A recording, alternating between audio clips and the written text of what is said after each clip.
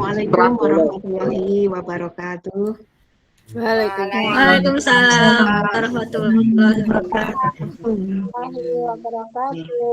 Selamat pagi Bapak Ibu semua. Pagi Bu. Pagi Bu. Mudah-mudahan kita semua tetap dalam keadaan sehat ya. Amin. Yang kami hormati Bapak Kepala Sekolah, Bapak Margono SPD, juga yang kami hormati Bapak Ibu Guru semuanya. Pertama dan yang utama, marilah kita senantiasa tidak lupa memanjatkan puji syukur kehadirat Allah Subhanahu wa Ta'ala yang telah memberikan kepada kita semua berbagai macam kenikmatan, ya, terutama kita diberi kesehatan, dan yang paling penting kita semua masih bisa memberikan pikiran dan tenaga kita di dunia pendidikan. Atas semua nikmat Allah tersebut, kita mensyukurinya dengan ucapan Alhamdulillahirabbil alamin. Kemudian atas kehadiran Bapak Ibu semua, walaupun secara virtual, kami juga ucapkan terima kasih yang sebesar-besarnya atas meluangkan waktunya di tengah-tengah kesibukan dalam mengajar, ya, kesibukan tugas-tugas yang lain. Saya ucapkan terima kasih. Kita semua masih semangat sebagai pelajar ya Bapak Ibu ya. Tadi sudah banyak dikupas mengenai belajar pendidikan ya oleh Bapak Rohmadi, bahwa kita walaupun bukan siswa lagi, tapi kita adalah pelajar nih Bapak Ibu nih. Karena pada hakikatnya belajar itu sepanjang hayat kita ya. Jadi yang memisahkan kita dan belajar itu adalah nanti ketika kita sudah tidak hidup lagi ya. Jadi kita tetap semangat nih Bapak Ibu, walaupun usianya sudah tidak muda lagi ya. Saya khususnya, kalau Pak Adnan ya masih muda, ya Bu Admi, Pak Kiki, Pak Rohmadi, dan lain-lain yang masih seger-seger itu ya. Ya kalau saya ini ya sudah STW ya, itu temannya Bu Elia saya itu ya, STW. Tapi kalau Bu Elia jelita, saya STW. Jelita Bu, jelang 50 tahun. Ya semangat ya Bu Elia ya, walaupun jelita ya tetap kita belajar bersama. Bapak Ibu sekalian, materi ini sebenarnya sudah kita singgung beberapa waktu yang lalu ketika IHT tahap pertama. Dan kenapa kita IHT lagi? Karena ini adalah kelanjutan dari proses IHT yang pertama. Artinya kita masih perlu memperdalam dari apa yang telah didapatkan Bapak Ibu di IHT waktu kemarin ya. Jadi JPL-nya itu harus terpenuhi banyak ya Bapak Ibu, supaya nanti benar-benar diharapkan setelah IHT itu ketika kurikulum yang baru ini sudah harus dilaksanakan di sekolah kita semua sudah siap. Itu ya Bapak Ibu. Pada kesempatan kali ini saya diberikan tugas untuk menyampaikan materi tentang profil pelajar Pancasila. Nah ini insya Allah istilah ini ya kita agak apa ya istilahnya setengahnya kita itu wah kok baru mendengar ini, walaupun sebenarnya muatan-muatan yang ada di dalam profil pelajar Pancasila itu sudah ada sejak zaman dahulu kala ya, ketika kita yang sudah kita tadi itu masih sekolah SD SMP ini sudah ada dulu ada mata pelajaran, kalau Bapak Ibu yang sudah seusia saya ya 40 lebih itu mungkin dulu mengalami yang namanya PSPB ya, Pendidikan Sejarah Perjuangan Bangsa okay. Masih ingat ya Bapak Ibu? Kalau yang senior itu insya Allah mengalami ya, kalau yang junior belum. Terus ada lagi PMP, ya, zaman dulu Pendidikan Moral Pancasila. Sekarang ada PPKN, ada PKN ya. Nah, itu sebenarnya muatan-muatannya semua ada di sana, Pak Ibu. Cuman di program yang ini di SMK PK, Pusat Keunggulan, kita dikenalkan dengan istilahnya saja yang baru,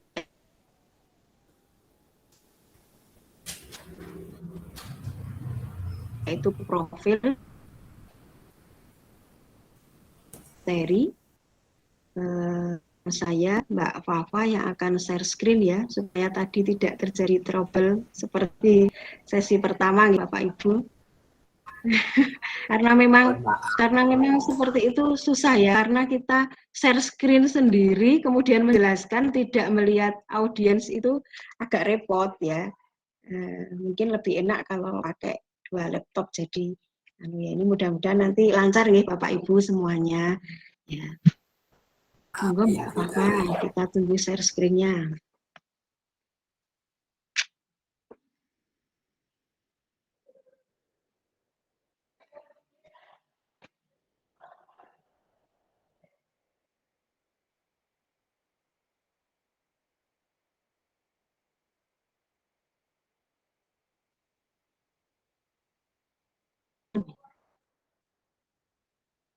Belum kelihatan. Nah ini ya baru aja ya, tadi masih loading ya. Bapak Ibu, saya berkewajiban menyampaikan materi profil pelajar Pancasila ini 2 JPL nih. Jadi waktunya 45 menit kali 2 alias 90 menit. Mudah-mudahan nanti waktunya bisa terpenuhi ya. Mungkin kalau ada sisa sedikit ya alhamdulillah, mudah-mudahan tidak kurang ya Bapak Ibu. Monggo Mbak Fafa di yang pertama, screen yang pertama dilebarkan aja bisa. Full. Belum. Jelas mboten nih Bapak Ibu nggih? Gak kecil ya? Jelas Bu Rita. Jelas Bu. Jelas nggih? Nggih. Mari Bapak Ibu sekalian, kita sebelum masuk ke profil pelajar Pancasila, kita belajar sedikit tentang dasar-dasar pendidikan dari Bapak Ki Hajar Dewantara. Kemarin juga sudah disinggung oleh narasumber yang sebelumnya, bahwa arti dan maksud pendidikan itu sebagai tuntunan dalam hidup tumbuhnya anak-anak. Maksud pendidikan yaitu menuntun segala kodrat yang ada pada anak-anak agar mereka dapat mencapai keselamatan dan kebahagiaan yang setinggi-tingginya, baik sebagai manusia ataupun sebagai anggota masyarakat. Ya. Jadi arti pendidikan itu sebenarnya tuntunan hidup. Ya. Nah, kita sebagai guru itu kan tidak hanya mengajar, tapi juga mendidik. Jadi kita di sini menyampaikan materi, tapi juga mendidik karakternya. Karena memang kita menggunakan dasar-dasar pendidikan, asas-asas dari Bapak pendidikan kita, Bapak Ki Hajar Dewantara. Next, Mbak Fafa. Agak besar lagi di sini. Slide yang ketiga. Oh ya. Udah full. Kecil. Kelihatan ya Bapak Ibu nggih? Terus sekarang perlunya menguasai diri dalam pendidikan budi pekerti. Ya. Menguasai diri merupakan tujuan pendidikan dan maksud keadaban. Kurang jelas, kurang besar ya. Menurut pengajaran adab atau etika, ya, adab, nah berarti ya terima kasih. Adab berarti dapat menguasai diri, ya. Sering kita mengatakan orang itu beradab, tidak beradab, lah ini ya. Jadi pada dasarnya pendidikan budi pekerti itu kita mengajarkan siswa, kita mengajarkan anak-anak kita, anak didik kita untuk dapat menguasai diri.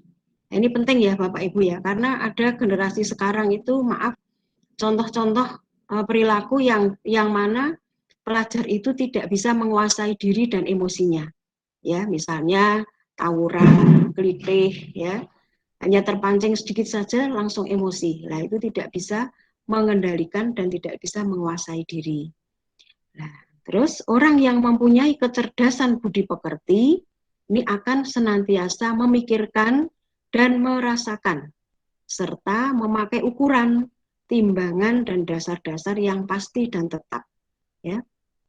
Jadi kalau budi pekerti itu juga seperti intelijensi, Bapak Ibu.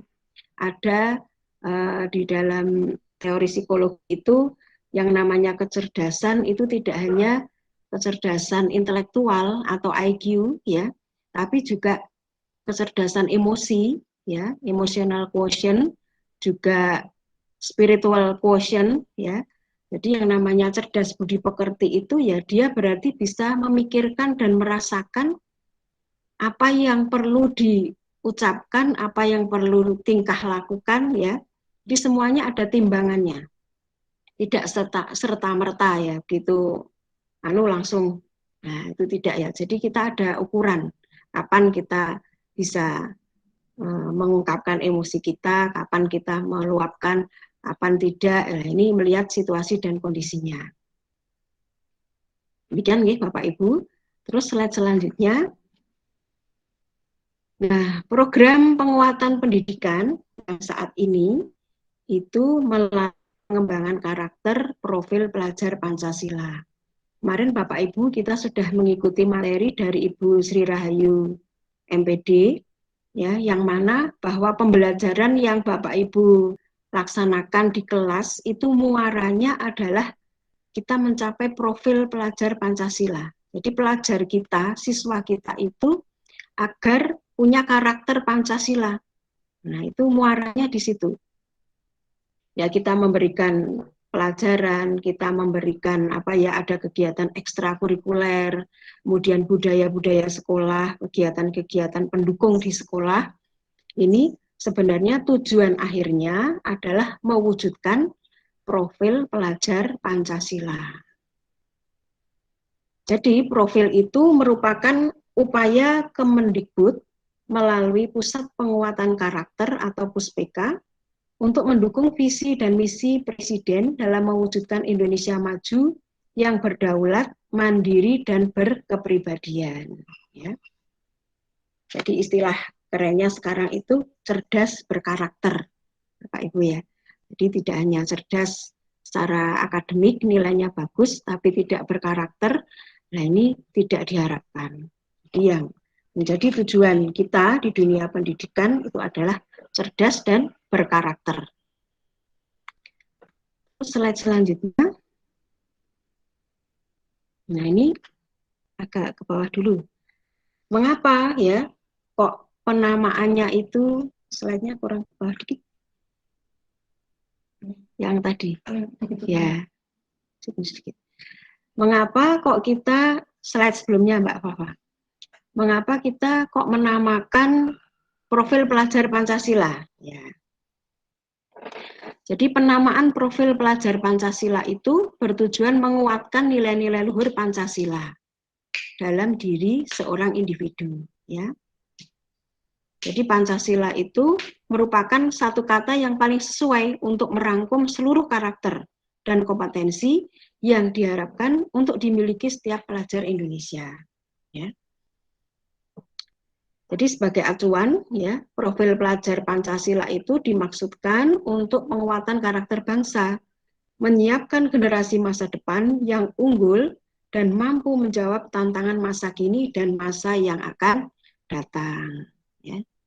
Jadi ya karena memang secara teknologi itu dunia semakin canggih ya Bapak Ibu, ya pengetahuan iptek itu semakin canggih, tapi moral dan istilahnya moral dan kepribadian ini kalau tidak dibentengi ini sangat bahaya ya, karena banyak sekali pengaruh-pengaruh negatif yang bisa diperoleh generasi penerus kita, entah itu secara langsung maupun melalui media sosial ya.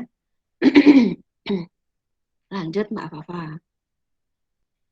Terus Bapak Ibu sekalian, ini profil pelajar Pancasila. Ini pada intinya itu karakter kan banyak sekali.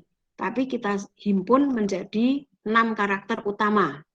Yaitu yang pertama, beriman, bertakwa kepada Tuhan Yang Maha Esa, dan berakhlak mulia. Kemudian yang kedua, mandiri.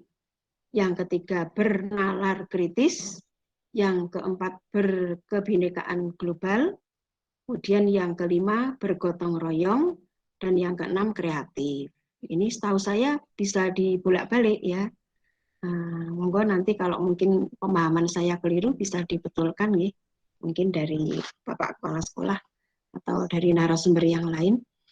Setahu saya ini bisa dibolak-balik, artinya yang pertama tetap beriman bertakwa kepada Tuhan Yang Maha Esa dan seterusnya. Kemudian yang kedua dan sebagainya ini boleh susunannya tidak harus urut seperti Pancasila ya. Yang jelas ada 6 karakter utama itu. Bapak Ibu. Sampun ngantuk napa? Sampun meh ngantuk Bapak Ibu. Mudah-mudahan tidak ngantuk ya Bapak Ibu. Nanti di samping ngajar juga. Nanti insya Allah materinya akan kita share di grup fasilitator. Nanti monggo lewat Bu Sulis atau lewat teman-teman yang lain. Nanti bagaimana teknisnya supaya materi ini juga sampai kepada Bapak Ibu guru semuanya. Jadi ada 6 karakter utama nih Bapak Ibu yang nanti kita bawa di kelas ya. Kalau kemarin itu sudah disinggung oleh Bu Yayu ya bahwa profil pelajar Pancasila ini juga dimunculkan di dalam RPP Bapak Ibu sekalian ya, modul ajar gitu ya. Dalam modul ajar Bapak Ibu sekalian nanti dimunculkan ya. Walaupun tidak harus semuanya, tapi apa yang kira-kira relevan dengan materi yang diajarkan pada saat itu. Kemudian saya masih punya kewajiban untuk menjelaskan ini apa saja toh pengertian dan apa ya istilahnya elemen-elemen yang ada di dalam tiap-tiap karakter ya. Selanjutnya Mbak Fafa. Yang pertama itu beriman bertakwa kepada Tuhan Yang Maha Esa dan berakhlak mulia. Ini maksudnya adalah pelajar yang berakhlak dalam hubungannya dengan Tuhan Yang Maha Esa, memahami ajaran agama dan kepercayaannya, serta menerapkan pemahaman tersebut dalam kehidupan sehari-hari. Nah, ini yang penting Bapak Ibu ya. Jadi memahami dan menerapkan. Tidak cukup hanya di KTP saja, wah sudah punya agama ya Islam, Kristen, Katolik dan lain-lain, tapi tidak diterapkan dalam kehidupan sehari-hari. Nah, ini berarti tidak pas ya. Yang paling pas ya kita punya agama yang kita anut, kita terapkan di dalam kehidupan kita masing-masing.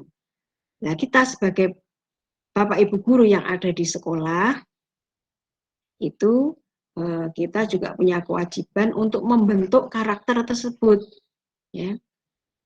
Walaupun Bapak Ibu yang kita jumpai ini adalah anak-anak ibaratnya kita pabrik ya, itu anak-anak yang kita ajar ya untuk tingkat SMA, SMK, ini karena sudah usia remaja, ini ibaratnya barang itu kan sudah barang setengah jadi ya Bapak Ibu, ibaratnya barang ya. Artinya mereka masuk ke sekolah itu sudah ada karakter yang dia bawa mulai dari kecil sampai dia lulus SMP ya. Dari mana karakter yang dia bawa itu? Ya dia peroleh tentu saja pertama dari keluarganya. Kemudian yang kedua dari lingkungan sekitarnya, entah lingkungan sekitar tempat tinggal, entah lingkungan bermain, ya. Kemudian yang ketiga dari sekolah sebelumnya. Nah, ini Bapak Ibu. Maka ya kita menjumpai ini dengan berbagai karakter. Kalau tadi Bu Nur ngendiko bagaimana ya cara kita memahami karakter siswa kita, apalagi kita sekarang pembelajarannya online ya. Nah, dengan melihat wajahnya saja kan ya belum cukup ya Bapak Ibu ya. Ya, jadi harus mengenal lebih banyak. Tadi sudah diberikan trik-trik oleh Pak Rohmadi ya. Mungkin nanti Bapak Ibu bisa berbagi ya, sharing satu sama lain bagaimana cara mengetahui karakter peserta didiknya, apalagi di pembelajaran jarak jauh ini ya. Sedikit harus beda strategi ya Bapak Ibu, karena kita tidak bertemu langsung ya, apalagi mungkin yang tidak Google Meet, yang tidak Zoom ya, kita hanya apa ya istilahnya ketemunya lewat chat WA misalnya ya, atau di Google Classroom yang tidak bisa langsung bertatap muka dengan siswa. Nah, ini perlu trik-trik tersendiri. Kemudian beriman dan bertakwa itu tadi ya wujudnya adalah dalam tindakan kehidupan sehari-hari, intinya itu ya, diwujudkan dalam akhlak yang mulia ya. Jadi kita bisa tahu nih Bapak Ibu, mungkin nanti setelah berjalannya waktu kita semakin mengenali siswa kita ya. Oh, yang ini itu begini, ini begini. Nah, ini semakin tahu ya. Terus yang kedua, apa namanya, profil pelajar Pancasila yang kedua, next Mbak Fafa, itu adalah berkebinekaan global ya. Artinya apa? Bapak Ibu sudah mahir semua nih, tapi memang saya punya kewajiban menyampaikan nanti supaya ya paling tidak tambahlah wawasan kita ya. Berkebinekaan global itu adalah pelajar yang mampu mempertahankan budaya luhur, lokalitas, dan identitasnya, serta tetap berpikiran terbuka dalam berinteraksi dengan budaya lain. Jadi kita itu punya budaya yang bisa dipertahankan walaupun kita juga berinteraksi dan mengenal budaya di luar. Ya, artinya tidak luntur. Ketika budaya dari luar itu positif, kita bisa menyaring, ya, kita bisa istilahnya menggunakan. Ketika budaya dari luar itu negatif, kita bisa memilih untuk tidak menggunakan. Ya.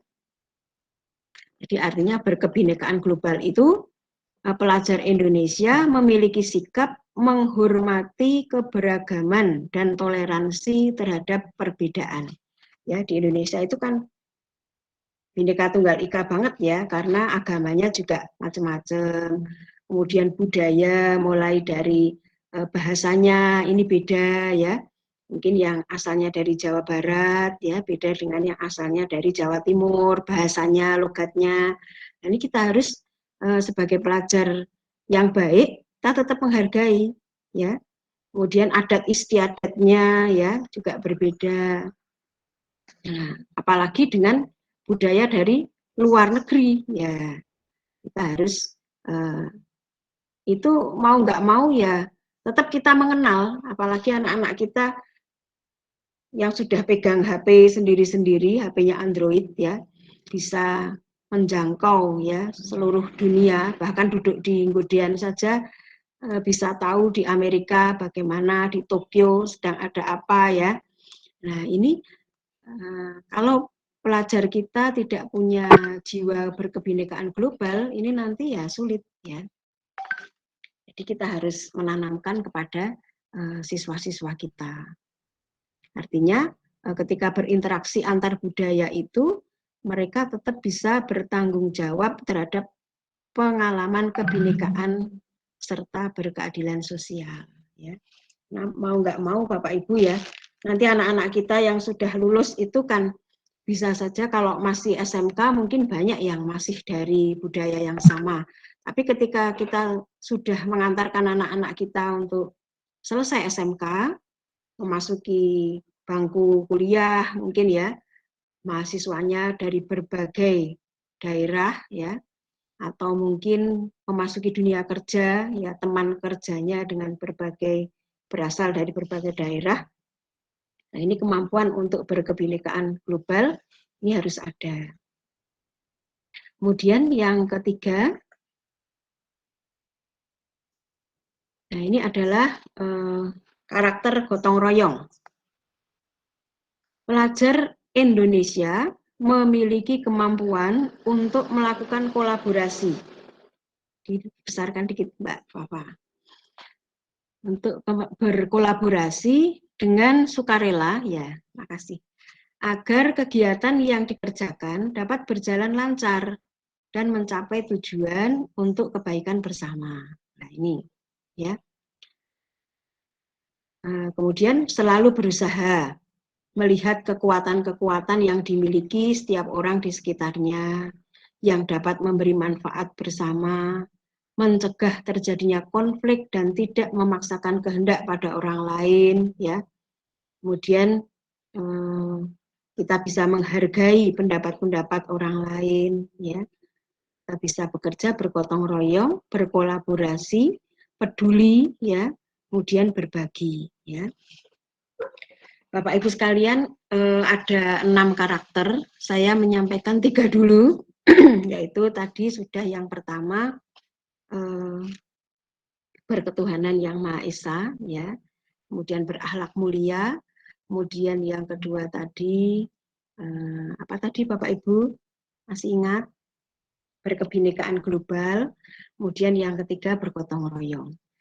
Biar tidak ngantuk. Nah, nanti nek saya bicara sendiri terus nanti jangan-jangan Bapak Ibu ada yang ngantuk ya. Sekarang saya minta pendapatnya dari Bapak Ibu sekalian. Saya akan tunjuk acak ya Bapak Ibu. Saya 3 karakter dulu. Tadi yang sudah saya singgung, yaitu karakter apa Bapak Ibu? Beriman, bertakwa kepada Tuhan Yang Maha Esa dan berakhlak mulia. Kemudian yang kedua, berkebinekaan global. Terus yang ketiga, bergotong royong, ya. Jadi ada 3. Saya ingin menanyakan bagaimana cara Bapak Ibu menerapkan pendidikan atau profil pelajar Pancasila ini di dalam pembelajaran Bapak Ibu sekalian. Tapi baru 3 ya. Contohnya apa? Misalnya untuk yang pertama tadi beriman, bertakwa kepada Tuhan Yang Maha Esa, contohnya apa? Kemudian berkebinekaan global, contohnya apa? Bergotong royong, contohnya apa ya? Satu dulu ya, satu orang memberikan contoh satu. Ya, nanti satu Bapak Ibu yang saya mintai tolong memberikan contoh satu nggih Bapak Ibu nggih. Ada siapa saja ini ya? Sudah 56 peserta. Ya. Saya mau minta tolong kepada Pak Adnan. Ya. Pak Adnan. Minta tolong ya Pak Adnan. Dari 3 yang sudah saya jelaskan tadi, Pak Adnan bisa pilih satu tema, satu karakter, ya maksud saya, satu karakter dari profil pelajar Pancasila yang besok akan Pak Adnan terapkan di dalam pembelajaran, masuknya di sebelah mana. Tuh. Monggo Pak Adnan, dari 3 dulu.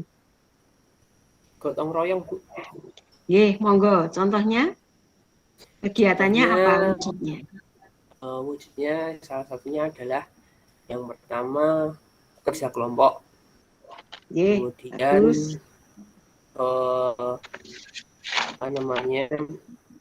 Saling menguatkan, maksudnya antar teman saling memberikan koreksi dan masukan. Itu. Mungkin itu Bu. Mohon maaf saya sambil ngajar Bu soalnya. Ya. Kerja kelompok, contohnya diskusi misalnya begitu ya Pak Adnan ya. Ya. Nggih, bagus sekali. Terima kasih Pak Adnan, sambil mengajar sambil belajar ya Pak Adnan ya. Iya, Bu. Ya memang Bapak Ibu sekalian, saya membahas sedikit dari contoh yang diberikan Pak Adnan. Ini benar sekali, jadi kerja kelompok ya, ini bisa membangun kolaborasi ya antar anggota kelompok. Ya. Jadi kerja kelompok itu diharapkan semua anggotanya itu berperan aktif. Tidak hanya kerja kelompok yang mengerjakan 1 orang, namanya 5 orang. Itu nggih Bapak Ibu. Nah, ini mungkin bisa jadi masukan untuk pembelajaran yang akan Bapak Ibu laksanakan, terutama di masa pandemi ini Bapak Ibu, karena memang kalau kita dari BK itu menganalisa ya, mulai dari kemarin itu beberapa siswa itu mengeluh tidak mengenal temannya, ya tidak mengenal temannya, apalagi yang masih kelas 10, sekarang mereka sudah kelas 11 ya. Jadi nah ini yang untuk siswa baru ya, dan kelas 11 ini mereka kan belum pernah istilahnya secara tatap muka bersama-sama dalam waktu yang lama, mungkin baru ketemu ya di mana nggak tahu ya, mungkin pas apa, mungkin yang teman SMP bisa, tapi yang secara resmi ini memang karena pandemi maka tidak bisa bertemu secara langsung dengan temannya. Ini bagus sekali kalau Bapak Ibu mungkin sekali waktu memberikan tugas secara kelompok. Artinya mau nggak mau teman di kelas mesti dia akan berkenalan dengan teman yang lain. Ya, ini pernah kelas 10 yang kemarin ya, muridnya Bu Admi itu ada yang sampai nggak punya teman gitu ya, ya namanya nggak usah disebut dan seterusnya ya Bapak Ibu. Jadi memang karena gitu belajar, anak sudah di depan HP, di depan laptop, di depan buku, ya mereka kan sendiri terus. Bisa dibayangkan kalau mereka itu sendiri, mengerjakan sendiri, kemudian kerjanya juga mandiri terus, ya tidak pernah ada diskusi atau kerja kelompok. Nah ini dia sama sekali tidak mengenal teman di kelasnya. Nah, ini mungkin Bapak Ibu nanti bisa ada materi-materi tertentu yang bisa dikerjakan secara berkelompok ya. Seperti tadi dari Pak Adnan mungkin ya untuk pelajaran bahasa Indonesia. Terus contoh yang lain saya minta dari pelajaran apa ya? Dari kompetensi keahlian BDP. Pak Eka ada? Pak Eka Purnama ada nggak ini ya?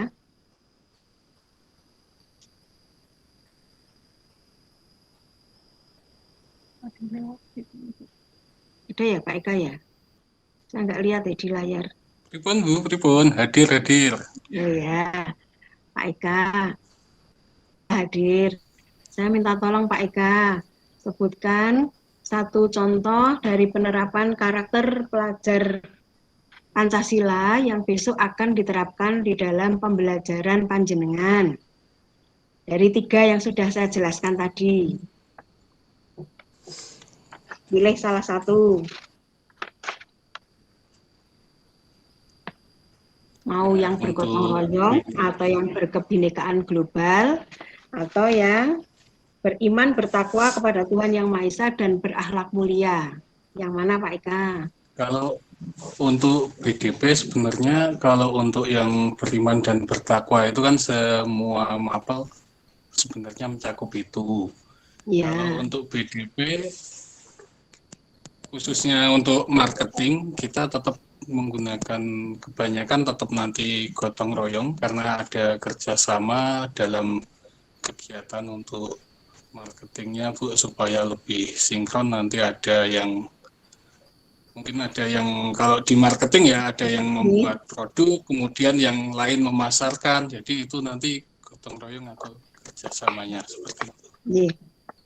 Ya, bagus sekali contohnya ya. Terima kasih Pak Eka. Ya, terima kasih Bu. Jadi contohnya tadi di marketing ya, itu penerapan gotong royong sangat tepat ya. Jadi ada yang membuat produk, ada yang memasarkan, baik itu memasarkan mungkin sekarang lebih tepat pemasaran online ya, bisnis online. Bagaimana agar produk yang sudah dibuat ini bisa laku di pasaran gitu ya. Ini bisa diterapkan gotong royong. Satu lagi, ya, tadi 3 ya.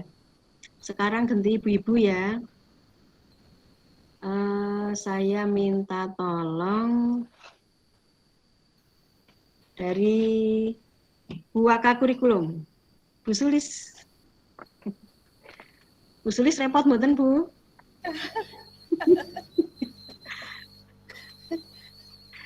Biar nggak ngantuk aja, Bu. Monggo.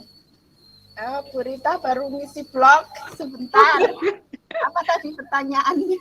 Ya, pertanyaannya, apa yang bisa Ibu terapkan di pembelajaran Bu Sulis tentang profil pelajar Pancasila yang sudah saya jelaskan, Bu. Ada gotong royong, berkebinekaan global, sama ketuhanan yang Maha Esa, berakhlak mulia. Bu Sulis mau pilih karakter yang mana, penerapannya bagaimana? Salah satu boleh.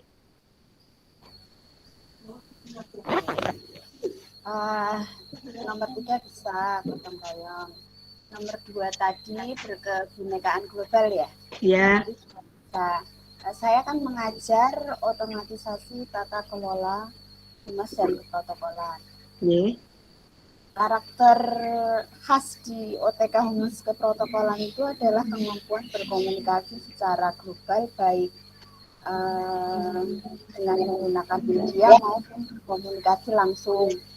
Nah, untuk melatih siswa berkomunikasi itu, nanti biasanya saya meminta siswa untuk membuat kelompok kecil, kemudian nanti satu persatu mempresentasikan profil diri. Oh ya. Di hadapan teman-temannya, nanti saling memberi masukan. Jadi mereka mempresentasikan dirinya, memperkenalkan diri, kemudian visi-misi cita-citanya ke depan, kemudian tujuannya mempelajari mengikuti materi OTK Humas itu apa, sampai jauh mana. Kemudian terakhir ini saya beri tugas membuat video profil diri tentang target dia 10 tahun ke depan apa, idolanya siapa, apa dampak positif idolanya terhadap dirinya, dari apa sisi positif yang diambil dari idola terhadap dirinya sendiri. Itu sudah dikerjakan dan sudah dikumpulkan anak-anak, dan yaitu dalam kelompok kecil nanti saling memberikan masukan. Yeah. Itu kita ya. Sederhana. Yeah. Matur nuwun sangat Bu Sulis ya. Ini bisa mencakup 2 profil ya, 2 profil pelajar Pancasila, baik dari gotong royong maupun berkebinekaan global ya. Jadi memang benar anak-anak kita itu anak-anak kita itu punya idola ya. Nah, dan mereka harus bisa menyaring sampai sejauh mana idolanya ini bisa, karakter-karakter yang dimiliki oleh idola, kebiasaan-kebiasaannya bisa masuk ke dalam pribadinya. Ya, betul sekali ya Bu Sulis ya. Biasanya anak sekarang itu idolanya yang apa itu? Korea nih kan nggih, Bu Admi nggih. Ya, seperti itu ya. Jadi contohnya demikian dari Bu Sulis. Terima kasih. Kita bisa lanjut ya Bapak Ibu. Nanti saya mintai lagi contoh untuk yang lain. Terus profil pelajar Pancasila yang keempat ini adalah mandiri. Pelajar yang bertanggung jawab atas proses dan hasil belajarnya. Elemen kunci dari mandiri yaitu kesadaran akan diri dan situasi yang dihadapi, serta regulasi diri.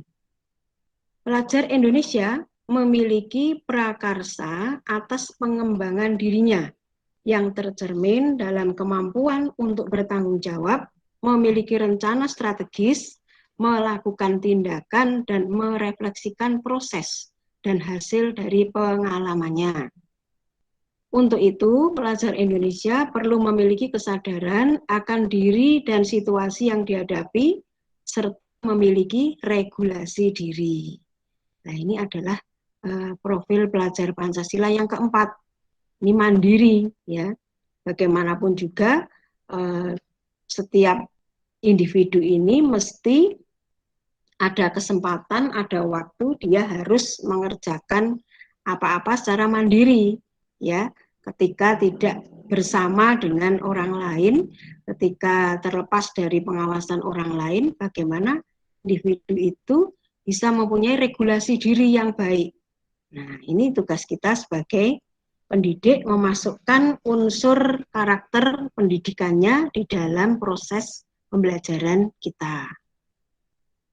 Kemudian yang kelima, ini adalah karakter kurang sedikit ya, bernalar kritis ya. Bernalar kritis ya. Pelajar yang mampu secara objektif memproses informasi baik kualitatif maupun kuantitatif, membangun keterkaitan antara berbagai informasi, menganalisis informasi, mengevaluasi dan menyimpulkannya. Jadi informasi yang masuk itu dihimpun ya, kemudian dikaitkan, kemudian dianalisa, dievaluasi, kemudian disimpulkan. Nah, ini melatih kemampuan untuk berpikir atau bernalar kritis ya. Pelajar Indonesia yang bernalar kritis berpikir secara objektif, sistematik, dan saintifik dengan mempertimbangkan berbagai aspek berdasarkan data dan fakta yang mendukung, sehingga dapat membuat keputusan yang tepat dan berkontribusi memecahkan masalah dalam kehidupan, serta terbuka dengan penemuan yang baru. Untuk bernalar kritis, pelajar Indonesia perlu memperoleh dan memproses informasi serta gagasan dengan baik, lalu menganalisa dan mengevaluasinya, kemudian merefleksikan pemikiran dan proses berpikirnya. Jadi kalau mendapatkan ilmu pengetahuan, itu namanya informasi ya. Itu pelajar kita, siswa-siswa kita, ini supaya mampu untuk memprosesnya kembali, mengutarakan kembali dengan gagasannya secara baik, nah, kemudian bisa merefleksikan pemikiran dan proses berpikirnya. Kemudian yang keenam, ini adalah kreatif.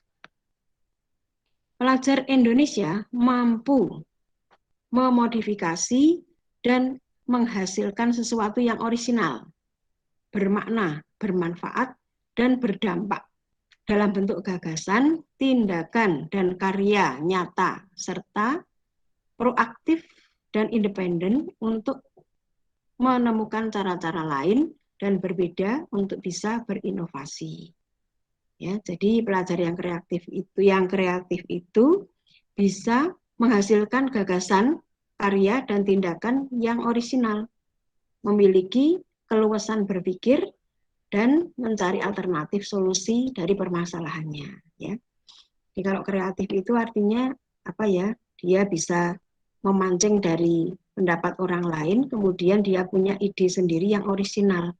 Ya, seperti itu ya. Jadi dalam kehidupan sehari-hari kita mungkin mempunyai berbagai permasalahan yang perlu dipecahkan, yang munculnya harus refleks ya, tiba-tiba bagaimana ini. Nah, ini muncul dari tindakan-tindakan yang kreatif. Ini bisa diasah melalui pembelajaran ya. Bapak Ibu, sudah 3 lagi yang saya sampaikan, artinya semua profil pelajar Pancasila dan penjelasannya sudah saya sampaikan. Saya minta tolong lagi contoh untuk 3 yang akhir yang saya sampaikan tadi, yaitu mandiri, bernalar kritis, dan kreatif. Ya, nanti bagaimana Bapak Ibu bisa menerapkan dalam proses pembelajaran yang Bapak Ibu lakukan di kelas. Ya. Saya minta tolong ya Bapak Ibu, nggak kelihatan ini di layar siapa aja ya. Dari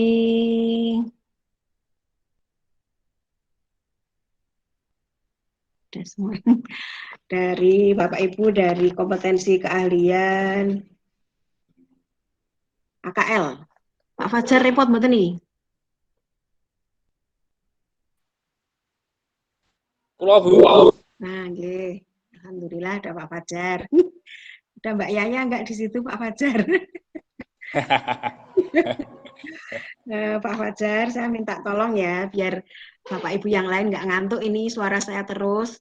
Pak Fajar tolong memberikan contoh bagaimana Pak Fajar nanti menerapkan 1 atau lebih dari profil pelajar Pancasila yang 3 terakhir yang saya jelaskan tadi, mandiri, bernalar kritis, kemudian kreatif dalam proses pembelajaran Pak Fajar. Ya, boleh pilih salah satu. Monggo Pak Fajar. Oke, terima kasih Bu Rita. Ini yang sudah saya terapkan beberapa kali, tapi juga anak-anak implementasinya belum. Jadi di kreatif tadi, saya ngajarnya di komputer akuntansi. Sebetulnya di komputer akuntansi itu dengan siswa menguasai kompetensi itu dari awal sampai dengan akhir. Itu kalau anak-anak kreatif, saya tugaskan itu untuk mencari data di tetangga-tetangga sebelah berkaitan dengan data keuangan di akuntansinya. Kemudian ini baru saya motivasi, saya ojo-ojoi. Silahkan kalian mencari data di sekitar kalian, perusahaan-perusahaan kalian, kelotengan kalian untuk mengambil data. Kemudian buatlah semacam jasa untuk pembukuan dengan menggunakan komputer akuntansi. Syaratnya usaha itu hanya cukup menyediakan komputer, nanti software kita sediakan dari sekolah, kemudian perusahaannya itu hanya mencatat semacam deskripsi saja, misalnya hari ini jualan apa, hari kemarin jualan apa, dicatat 1 bulan, nanti para siswa tak minta untuk ngambil data itu dan dimasukkan ke dalam software. Ketika nanti hasilnya itu sudah keluar, kita tunjukkan kepada perusahaan tersebut, terus saya ojo-ojoi, tawarkan saja, misalnya ini hasilnya seperti ini, ketika seperti ini, datanya lengkap, maka ketika mau mencari berapa stoknya sudah siap. Nah ini saya dorong anak-anak untuk ke sana, tapi keberanian untuk ke sana memang belum, kreativitasnya, dan untuk mencapai kreativitas itu, para siswa saya ojo-ojoi, tawarkan aja, ditawarkan kalau misalnya harus merekrut karyawan dengan gaji sebulan 1 juta, nanti tawarkan saja, kamu kesananya cukup seminggu sekali untuk mencatat pembukuan di komputer, kemudian tidak usah banyak-banyak, minta gaji 250.000 aja sudah cukup.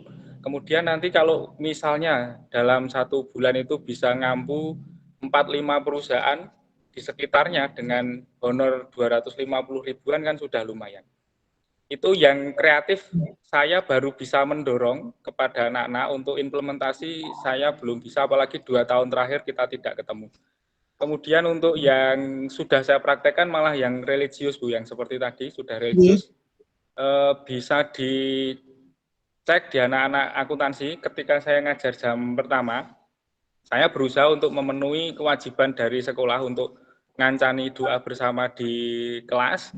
Kemudian ini contoh, saya mencontohkan pada anak-anak, saya tidak hanya menyuruh, tapi saya ikut di sana. Kemudian saya coba supaya mereka tambah religius. Kalau bareng-bareng kan kadang-kadang juga ada yang tidak bisa, tidak ketahuan, gandul-gandul. Saya kadang-kadang per baris, ayat 1 baris nomor 1, ayat 2 baris nomor 2, dan seterusnya. Atau bahkan gantian, saya baca, kemudian anak-anak baca ayat berikutnya serempak, kemudian ayat ketiganya saya tunjuk nomor persensinya, seperti itu, sehingga mereka belajar untuk tambah religius, meskipun ya ukuran religius tidak hanya itu, kan paling tidak indikator untuk bisa membaca kitab sucinya kan salah satu nilai religius. Kira-kira itu Bu Rita, 2 hal yang dalam benak saya yang kreatif, kemudian yang sudah saya praktekkan yang religius. Matur nuwun. Matur nuwun sangat Pak Fajar. Alhamdulillah ya, penjelasannya sungguh semakin membuka wawasan kita ya Bapak Ibu, bahwa memang perlu praktek yang sesungguhnya ya, tidak hanya ilmu pengetahuan yang kita peroleh, tapi memang perlu praktek yang sesungguhnya. Untuk kreatif tadi sangat bagus sekali ya, ini mendorong kemandirian nih Pak Fajar nih. Jadi peluang anak-anak memperoleh pekerjaan itu ya bisa di saat pandemi ini memanfaatkan waktu luang, kemudian menggunakan peluang usaha sesuai dengan kompetensinya ya. Mudah-mudahan bisa terlaksana rencana yang sangat bagus ini, dan anak-anak berani mencoba gitu ya, karena ini sangat bagus ya. Memang tidak semuanya alumni kita itu terserap di dunia kerja, kadang kita sudah dari BKK itu sudah, maaf ini agak ngelantur nih, sudah memberikan lowongan pekerjaan, sudah memberikan informasi lowongan pekerjaan, tapi mungkin tidak semuanya bisa terserap di sana ya, karena memang lulusan itu tiap tahun banyak, sedangkan lowongan itu tidak sebanyak jumlah alumni. Artinya siswa-siswa memang harus kreatif sendiri mencari peluang usaha. Nah, ini tadi yang sudah ditawarkan Pak Fajar, ini kalau ada yang mengambil peluang itu, ya nanti bisa membantu keterserapan alumni kita, khususnya akuntansi, di dunia kerja. Terima kasih Pak Fajar. Kemudian ulasan untuk penerapan profil pelajar Pancasila yang pertama, beriman bertakwa kepada Tuhan Yang Maha Esa dan berakhlak mulia. Ini sangat bagus ya Bapak Ibu. Ini contoh dari penerapan agama Islam yang memang sudah menjadi program sekolah kita ya. Jadi termasuk budaya sekolah kita. Ini setiap sebelum KBM ini ada tadarus ya. Ini dulu sebelum pandemi seperti itu. Mudah-mudahan di saat pandemi bisa terlaksana ya seperti yang sudah dilaksanakan oleh Pak Fajar ya. Ini bagus sekali walaupun tidak mutlak itu ukurannya, tapi ada satu indikator ya yang merupakan itu cerminan ya, karena kalau dalam Islam ya kitab sucinya Al-Qur'an ya diharapkan mampu lah membaca ya. Karena sudah usia SMA ini ibaratnya Iqra itu sudah selesai nih. Nah, harusnya sudah bisa membaca. Bagus sekali Bapak Ibu, mudah-mudahan bisa dilaksanakan juga oleh Bapak Ibu yang lain, terutama yang mengajar di jam pertama ya. Walaupun nanti mungkin durasi waktunya bisa disesuaikan. Ya. Demikian Bapak Ibu, contohnya masih ada waktu, kita baru satu ya tadi untuk yang mandiri, bernalar kritis, dan kreatif. Saya masih minta 2 lagi biar nggak ngantuk ya. Dari kompetensi keahlian, tadi AKL sudah, OTKP sudah, BDP sudah, berarti multimedia. Ya. Bu Amalia repot? Bu Amalia ngomong mboten niki. Halo Bu Ama. Ya, dalam Bu. Ya. Alhamdulillah saged memberikan contoh nggih Bu Ama. Jadi bagaimana contoh untuk yang kreatif, mandiri, bernalar kritis, Bu Ama bisa pilih salah satu yang nanti diterapkan di dalam proses pembelajaran dari kelasnya Bu Amalia. Monggo Bu Ama. Kalau di kelas saya kebetulan saya mengampu untuk mapel desain media interaktif. Yeah. Nah, biasanya di akhir semester itu saya tugaskan untuk tugas proyek. Yeah. Proyek membuat media pembelajaran. Nah, di situ anak-anak biasanya saya berikan untuk desainnya menurut aktivitas mereka. Kemudian mungkin juga dalam pembelajaran proyek itu bisa masuk beberapa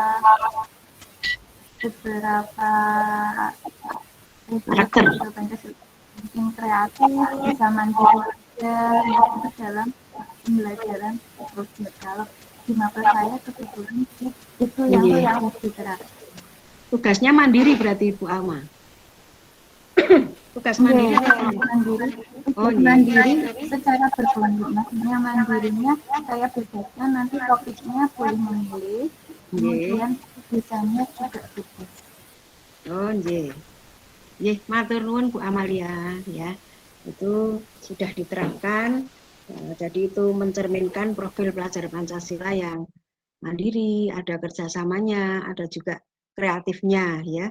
Karena memang membuat pembelajaran proyek ya, desain media interaktif dengan tugas yang seperti itu sangat cocok ya. Itu benar-benar memancing kreativitas dari peserta didik ya. Kemudian yang satu lagi dari normatif adaptif bahasa Jepang, Bu Suci sambil ngomong buatan iki Bu Suci. Iya, Bu. Nggih. Monggo Bu Suci. Nggih. Contohnya apa Bu Suci? Hampir sama dengan yang Mbak Ama tadi. Nggih. Mandiri nggih, Bu, nggih. Jadi Nggih. saya menerapkan mengumpulkan tugas secara tepat waktu. Bu Suci, maaf kalau putrane rewel mboten sah. Nggih. Ngapunten nangis ya, Dedek. Oh ya, ya. Nggih, contohnya tadi pengumpulan tugas secara tepat waktu, nggih. Ya. Satu lagi, nggih. Karena Bu Suci tadi belum bisa full. Contoh lagi Miss Admi. Nah, MC-nya. Nanti saya ditinggal kemana ini? Miss Admi. Monggo Miss Iya, Admi Bu. menggantikan Bu Suci. Bu Suci tadi repot ya, putranya nangis ya. Monggo contohnya apa Iya. Miss Admi? Kalau saya kan bahasa Inggris, itu Iya, ada oke. materi yang namanya introduction atau Iya. perkenalan. Ya. Dulu sebelum ada pandemi melanda, itu biasanya saya kasih tugas ke siswa, misalnya kalau jalan-jalan di Malioboro ketemu turis, itu nanti saya minta untuk ngobrol perkenalan pakai bahasa Inggris kepada turis-turis itu. Gitu, Bu. Ya. Di masa pandemi bagaimana Bu? Terus kalau di masa pandemi ini sulit ya Bu kalau harus ketemu dengan turis ini. Ya.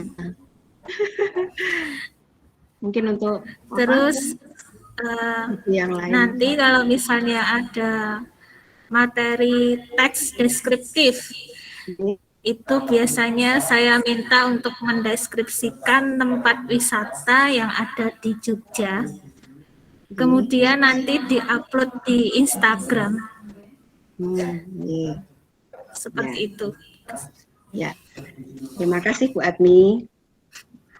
Ya, ini contoh kreativitasnya ya, memang harus tinggi ya, karena biasanya anak-anak ngupload di Instagram itu dibuat seindah mungkin ya, semenarik mungkin, supaya nanti ketika banyak yang melihat itu, dia juga senang ya. Ya, bagus sekali. Terima kasih Bu Admi atas contohnya, terima kasih Bapak Ibu sekalian yang sudah memberikan contoh. Saya yakin insya Allah Bapak Ibu sudah punya rencana yang sangat matang di pembelajaran masing-masing mengenai bagaimana akan menerapkan aspek-aspek dari karakter yang ada di dalam profil pelajar Pancasila tersebut. Ya. Next Mbak Fafa. Nah ini ringkasannya, ini sudah ya tadi. Terus next. Ini kegunaan dari profil pelajar Pancasila. Ya. Jadi rumusan dari profil pelajar Pancasila itu dibuat dengan tujuan sebagai kompas bagi pendidik dan pelajar Indonesia. Ya, jadi ukurannya kalau siswa itu berhasil berarti dia bisa mencapai 6 karakter tersebut ya secara karakternya. Kemudian segala pembelajaran program dan kegiatan di satuan pendidikan atau di sekolah ini bertujuan akhir kepada profil pelajar Pancasila. Ya kemarin sudah disampaikan ya oleh Bu Yayu bahwa muaranya itu adalah profil pelajar Pancasila. Ya, ya ini gampang-gampang susah ya Bapak Ibu. Yang penting kita menyampaikan, mudah-mudahan nanti dengan banyaknya Bapak Ibu yang menyampaikan dari satu mapel disusul mapel yang lain, dari satu kompetensi dasar disusul kompetensi yang lain, dan juga pembudayaan di sekolah, ini mudah-mudahan benar-benar bisa membentuk pribadi yang bagus dari siswa-siswa kita semua. Ya. Yang penting kita tetap semangat. 3 pilar pendidikan itu kan sekolah, masyarakat, dan keluarga. Nah, kita salah satu pilarnya, yaitu dari sekolah. Ya. Semampu kita, ya, semaksimal yang kita bisa, ya, walaupun nanti sepulang sekolah anak kembalinya ke rumah, ya, kalau sekarang apalagi belajarnya ya dari rumah, Mudah-mudahan kita tetap bisa memberikan kontribusi yang baik untuk karakter anak didik kita semua. Terus ke yang selanjutnya, next Mbak Fafa. Ini ya udah. Ini jadi proses pembelajaran sudah ya tadi. Ini teori saya tadi sudah, alhamdulillah Bapak Ibu sudah bisa memberikan contoh yang nyata, yang real ya dalam pembelajaran masing-masing. Kemudian masuk ke yang PDF Mbak Fafa. Materi selanjutnya masih ada sedikit ya Bapak Ibu. Kita sampai jam berapa Bu Admi? Materi yang selanjutnya.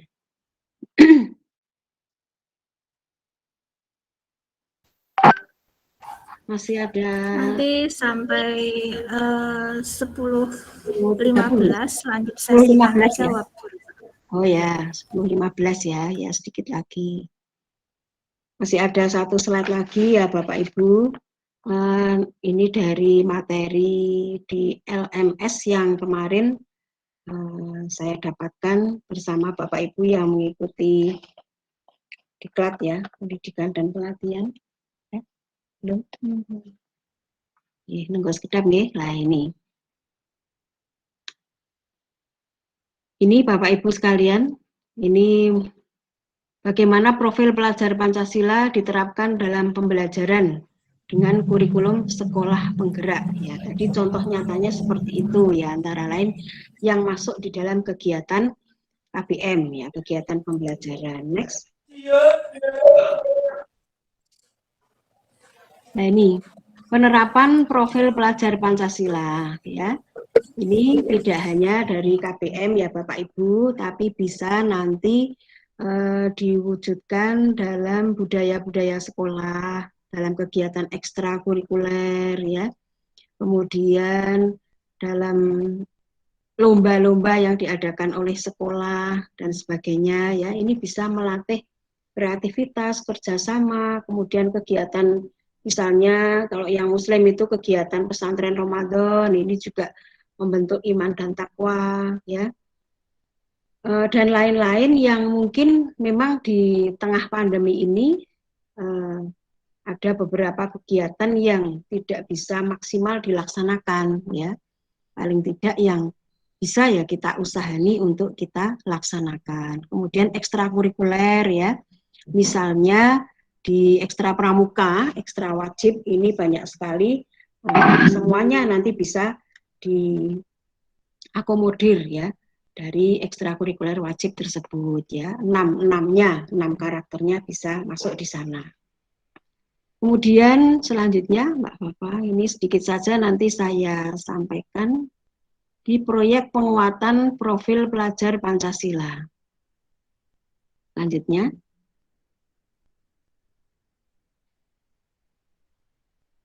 Masih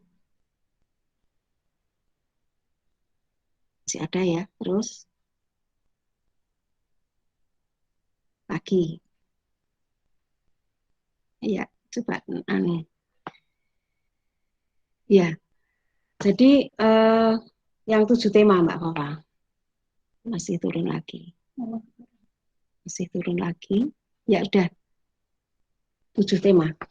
Nah ini Bapak Ibu sekalian, ini sebenarnya ada satu hal yang kemarin sempat saya tanyakan di Bu Yayu ya, 7 tema untuk dipilih satuan pendidikan, ini nanti untuk membantu penerapan profil pelajar Pancasila ya. Jadi ini pembelajarannya berbasis proyek ya, artinya kolaborasi dari berbagai mapel dan dari budaya sekolah, serta ini nanti dimasukkan di dalam kurikulum operasional sekolah. Ya ini kalau dalam petunjuk, ini untuk SMA dan SMK, ini wajib memilih minimal 3 tema per tahun. Ya, jadi kalau nanti kita sudah benar-benar melaksanakan, juga menyesuaikan dari kondisi sekolah, kemarin jawabannya Bu Yayu seperti itu ya, mana saja yang bisa diterapkan. Artinya kalau misalnya kita memilih tema wirausahaan, nah misalnya nanti yang kira-kira bisa itu artinya dari sekolah itu sarana prasarananya mendukung, kemudian gurunya juga ada yang mengampu, ya, artinya SDM-nya itu ada yang mengelola, jadi siswa itu ada yang mengarahkan, ada yang membuat program, kemudian arahnya kemana, kemudian nanti fasilitasnya apa saja. Nah ini semuanya harus disesuaikan dari berbagai hal, ya. Nanti mungkin kita kaji bersama, mungkin nanti dibahas lebih lanjut di materi KOS, ya, kurikulum operasional satuan pendidikan, ya. Nanti yang disampaikan Bu Sulis, ya. Besok di bawah bimbingan dari Ibu pengawas kita, Bu Estika, ya. Ini ada 7 tema yang bisa dipilih nih Bapak Ibu. Yang pertama perubahan iklim global, yang kedua kearifan lokal, kemudian Bhinneka Tunggal Ika, kemudian bangunlah jiwa dan raganya, kemudian suara demokrasi, kemudian berekayasa dan berteknologi untuk membangun NKRI, kemudian yang terakhir kewirausahaan. Nah, nanti monggo, jadi kayaknya di chat Bu Sulis juga sudah membuka diskusi, ya, monggo silahkan usul 3 tema yang akan diterapkan di kurikulum operasional sekolah, ya. Bapak Ibu sebagai pendidik yang sudah berkecimpung di sekolah kita, mestinya bisa memberikan saran dan masukan kira-kira 7 tema ini mana yang bisa kita pilih, ya. 3 tema mana yang sesuai dengan iklim di sekolah kita, ya. Entah itu sarananya, gurunya, SDM-nya dan lain-lain sebagainya, ya. Monggo Bapak Ibu bisa nulis di chat, di kolom chat, ya. Ini baru ada Bu Admi, ya. Silahkan nanti bisa dipilih. Tentu saja memilih ini juga dengan memperhatikan berbagai hal tadi, hal-hal yang bisa mendukung sehingga tema ini terlaksana, ya. 7 tema. Udah bisa di screenshot dulu mungkin ya Bapak Ibu yang mau milih silahkan chat, ya.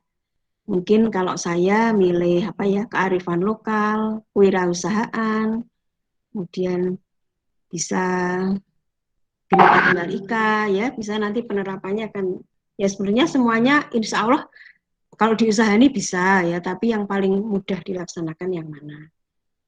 Next Mbak Fafa. Iya, tema tadi, mohon maaf ya Bapak Ibu, 7 tema tadi itu adalah dari pusat, ya. Nanti mungkin tiap tahun tema itu bisa berganti, ya, atau mungkin berganti dari sana, atau mungkin kita mengembangkan tema yang lain. Ini nanti ada petunjuk lebih lanjut, ya. Ini contohnya, contoh pengembangan tema. Misalnya, tema yang dipilih misalnya perubahan iklim global.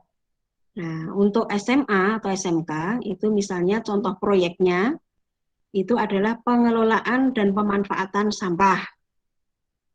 Kemudian elemen profil pelajar Pancasila yang disasar, yaitu akhlak terhadap alam, menganalisis dan mengevaluasi penalaran. Nah, ini ya Bapak Ibu, ya. Jadi artinya kita mengembangkan tema itu benar-benar ada contoh proyeknya apa, kemudian elemen profilnya yang disasar itu apa saja, kemudian nanti lebih lanjut ada lagi kesiapan SDM-nya, pengelolanya, ya. Next Mbak Fafa. Nah ini perencanaan proyek, nanti banyak hal Bapak Ibu di sini nanti lebih lanjut kalau memang ini benar-benar akan kita laksanakan, ya, besok manut dari sekolah, ya Bapak Ibu.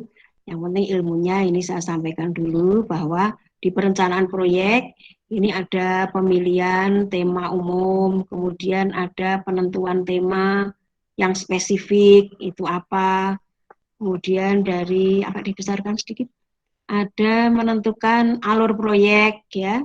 Jadi prosesnya panjang ketika kita sudah memilih satu tema, karena nanti ada berbagai rangkaian kegiatan, rangkaian perencanaan, pelaksanaan, dan sampai kepada pelaporan, ya.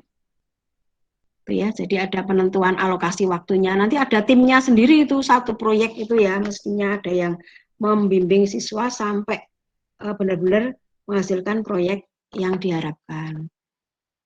Ya, jadi identifikasi tingkat kesiapan sekolah. Sekolahnya siap nggak?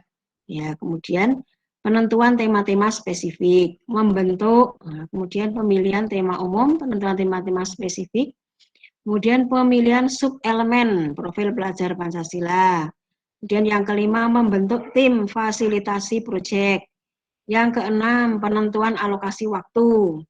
Yang ketujuh, eksplorasi dan pengembangan. Yang kedelapan, menentukan alur proyek dan asesmen. Yang kesembilan, memastikan faktor pendukung proyek sesuai dengan perencanaan. Ya. Ini ya ada 9 tahap yang harus kita lewati ketika kita sudah menetapkan tema untuk satu proyek ya, satu proyek. Kemudian selanjutnya,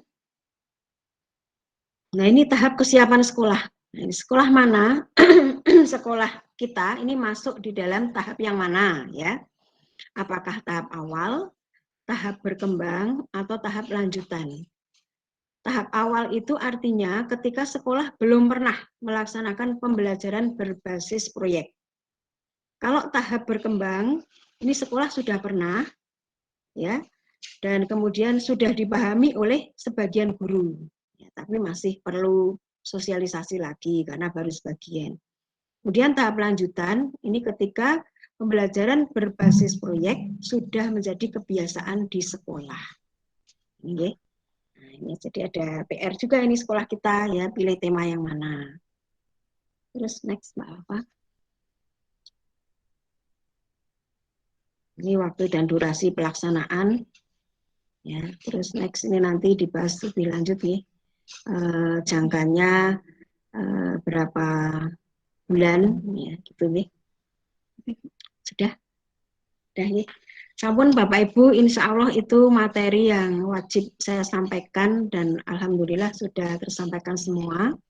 Mudah-mudahan yang sudah saya jelaskan ini semua ya Bapak Ibu, sehingga tidak ada pertanyaan, tapi seandainya ada juga saya persilahkan.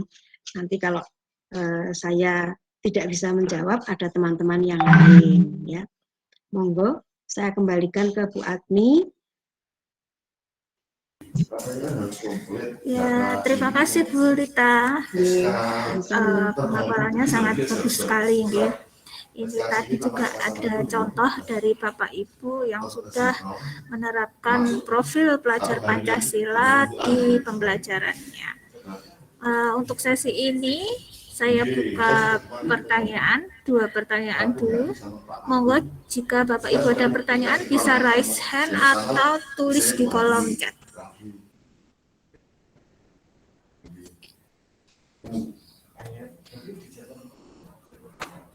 Jadwalnya direvisi itu.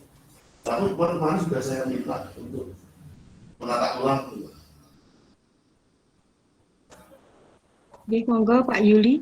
Pak Yuli kayaknya mau bertanya ya. Sementara nanti yang saya jalan ini Atau di chat Pak Yuli? Chat berita. Di chat gitu Bu.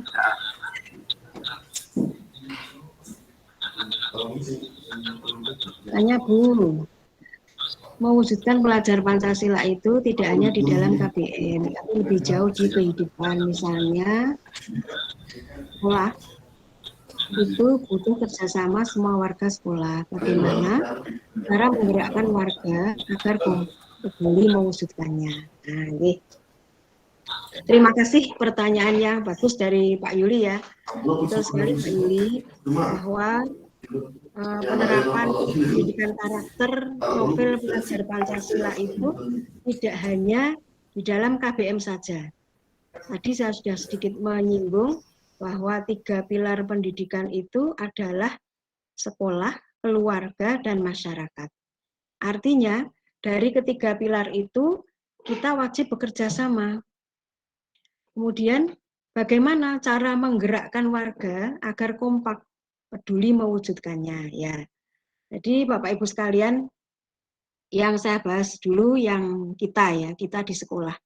Kita sebagai guru, ini tadi sudah saya sebutkan dan juga kemarin sudah banyak diulas oleh Bu Yayu, Pak Priyo ya, bahwa kita itu sebagai pendidik juga ya, tidak hanya pengajar. Artinya kita perlu menerapkan dari filosofinya Bapak Ki Hajar Dewantoro, yaitu kita memberikan teladan ya. Kemarin apa tuh filosofinya? Ing ngarso sung tulodo, ing madya mangun karso, tutwuri handayani. Itu ya. Jadi 3 hal itu kita sebagai pendidik bisa memberikan teladan. Artinya ini kalau masing-masing Bapak Ibu guru memberikan teladan, ini berarti kita sudah kompak dalam memberikan pendidikan karakter kepada anak-anak kita, anak didik kita maksud saya ya. Jadi di sekolah harus kompak semuanya memberikan teladan yang baik, yang sesuai. Misalnya ada aturan titik-titik-titik, ya Bapak Ibu guru harus juga titik-titik-titik. Nah, gitu ya. Tidak usah saya sebutkan, ya nanti kita koreksi sendiri-sendiri lah. Ya. Misalnya Bapak Ibu guru, siswa tidak boleh datang terlambat. Ya Bapak Ibu guru diusahakan tidak datang terlambat. Misalnya. Kemudian misalnya siswa dilarang merokok di sekolah, ya.